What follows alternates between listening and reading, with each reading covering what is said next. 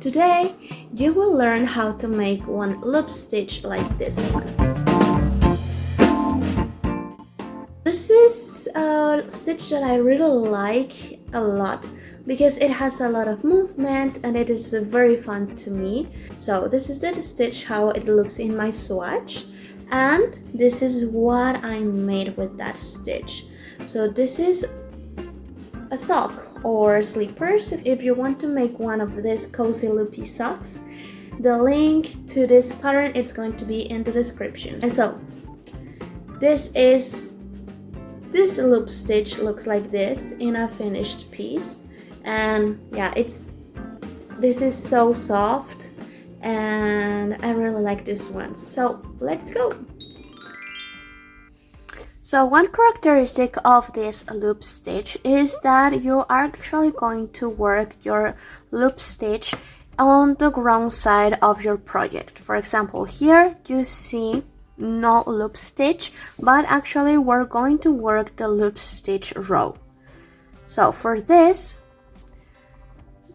you are going to insert your hook in the next stitch, and then you're going to grab yarn from the other, and then you're going to grab yarn from this side of the thread. So normally you will grab your yarn from this side, but now you're going to grab it from the other side of this loop that it's naturally formed. So like this, you just need to pass through a little bit of thread, and then you're going to work one single crochet just like you will normally do, like this. And this is your first loop stitch right here. So you're going to repeat again. So you're going to insert your hook in the next stitch, and then you're going to form a loop with your left hand. So instead of grabbing from the right side, you're going to grab your yarn from the left side, just like this. And now you have your loop already formed. Now you're going to secure it so it doesn't slide away. So you're going to work one single crochet as you will normally do, just like this. And again, form your loop with your left hand like this. So the yarn has always to be in tension so it doesn't slide away. And then you're going to insert your hook in the next stitch, and then you're going to pull yarn from the left side of the loop, just like this. And then if you find that the loop is like too large, here you can adjust by pulling the yarn from the original source of yarn where you are pulling, so like this. Or maybe if you want to do it larger, you can do the same, but instead of pulling from here, you pull the loop. And yeah, so I don't want it to be too large, so like this. And here what I need to do is to work one single crochet like this, and here we go again.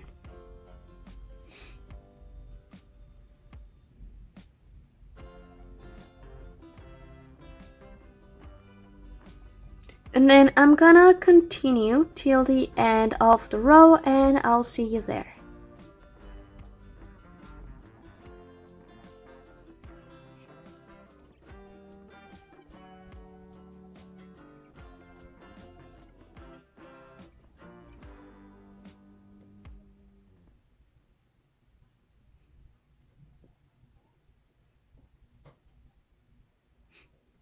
So here am I in the last stitch from my row of loop stitch, and then for this last stitch I'm gonna work one single crochet just to assure that my edges are even. And then if I turn my work, I will find these beautiful loops. So what I'm gonna do is that I'm gonna just pull the loops that I just made, so I adjust them just like this.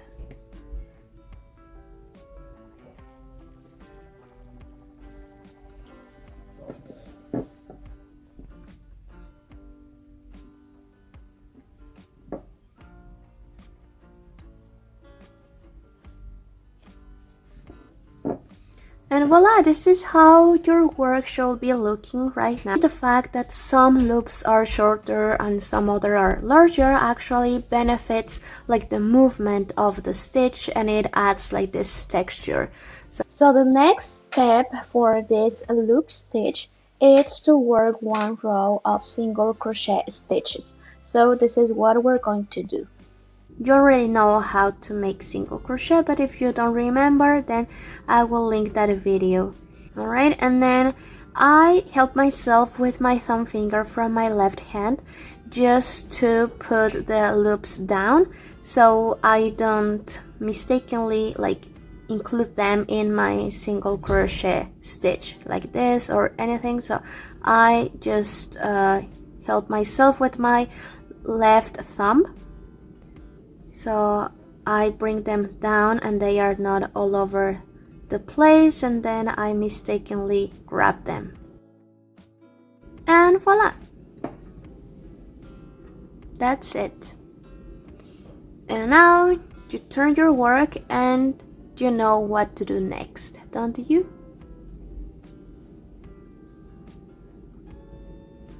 So you'll be working like alternating the stitches, one row with single crochet and the next one with the loop stitch, and one single crochet row and the other one with a loop stitch, and so on. The only thing that you have to remember is that you actually work your loop stitch from the back side of your work, let's say. So whenever you see the loop stitch, you know that you are going to work single crochet. Hey, thank you so much for joining me in another video. I hope that you really learned how to make one of these loop stitches. In the past video, I already teach you how to make one puff stitch, which looks like this. Let me know if you have any questions about how to make this stitch specifically, but also if you would like to learn some other stitches, please let me know. If you want to make one of these cozy loopy socks, the link to this pattern is going to be in the description. Thank you so much again, and I will see you next. Bye bye!